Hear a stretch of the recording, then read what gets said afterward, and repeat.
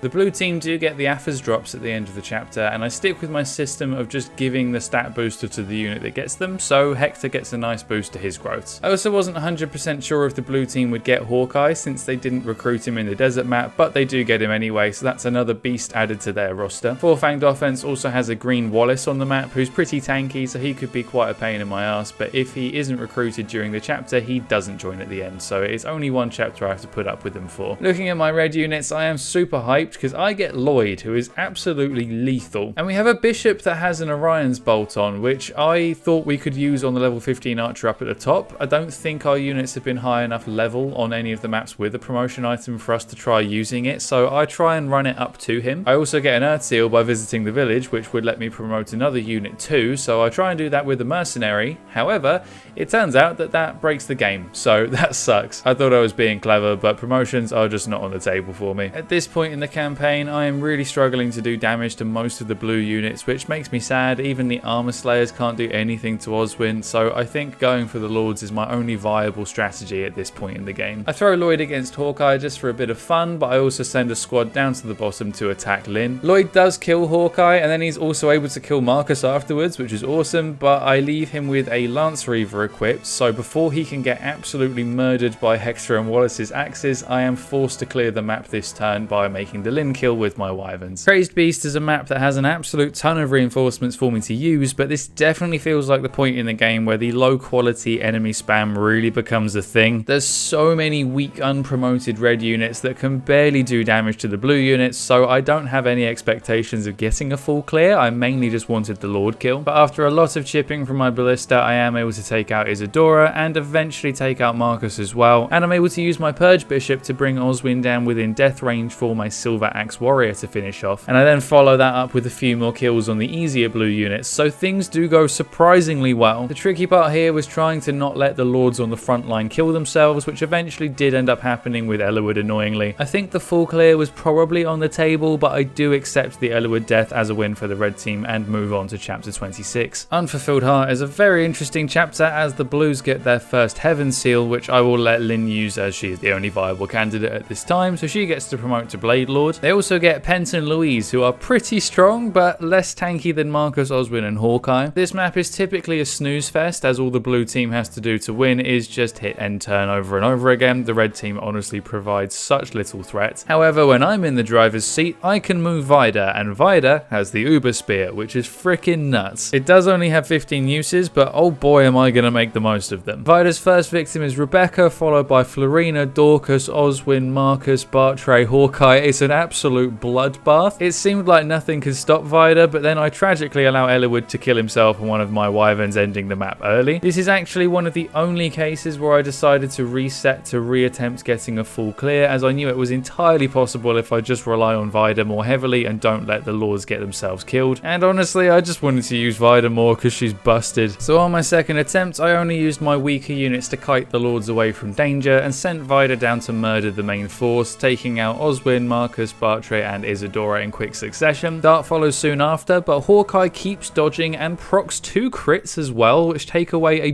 big chunk of my HP. I take out Lowen and Matthew quickly and finally manage to take out Hawkeye on enemy phase. Sarah goes down in 1 hit, and then I get lucky on rolling enough hits on Louise to take her and Pent off of the board as he goes with her when she dies. And then it's nice and straightforward to kill Rebecca and Dorcas and then take out Lyn to get the full clear victory. If anything was going to make a full clear doable, it's definitely the Uber Spear. Pale Flower of Darkness is a sucky chapter, and I've got the Jermay version of the map where most of my units are locked away in buildings and the snow slows down all movement, so for this one I just want a quick lord kill so I can move past this crappy map. The only cool thing is I have the potential to get Harken this map as long as less than 4 doors have been opened by turn 9, and there's no danger of that happening as the blue team don't even know how to open doors. I thankfully do have door keys on my red units, which is mainly good just because I want to release Jermay from prison so I can use him. Apart from that, I'm just clumping some units together and waiting for the blue team to slowly trudge through the snow and make it to me. Interestingly, Pence and Louise have joined the blue squad for good. I wasn't sure if turning off permadeath would override the event that forces Pent and Louise to leave if the other one is killed, but it clearly does, so that's another couple of powerhouses permanently added to the blues ranks. I'm able to take out Isadora, and